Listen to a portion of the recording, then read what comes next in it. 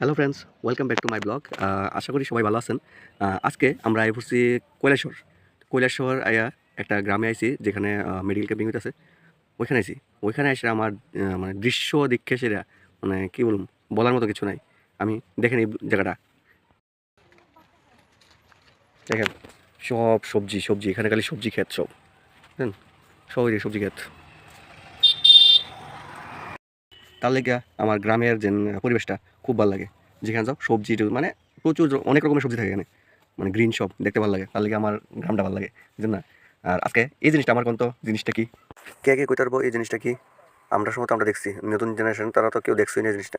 এটার জল খুব ঠান্ডা আর পরিষ্কার একদম। এটার জল আমরা খাইছিও, স্নানও করছি। দেখেন কত গভীর এই জায়গা, পরিষ্কার জল একদম আয়নার মতন। আমরা যখন ছোটো আসলাম, সময় ক্লাস 5, 6, 7 পড়ি, ওই সময় এই জিনিসটা দেখতাম, ঠিক আছে। এখন তো জিনিসটা দেখিও না, প্লাস অহনো দিনে যে নিউ জেনারেশন ফলান এই জিনিসটাকে এটা তো বোঝাতো না, দেখছই না এরা, কারণ অন্তর কোনো কারণ নাই জিনিসটা, গ্রামের জিনিসটা।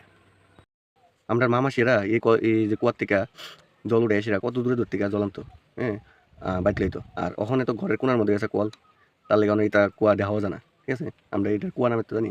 কেটা কেটা এই জিনিসটা দেখছো, আমার আনসারটা দোষেন, কে কে দেখছিলে এই জিনিসটা?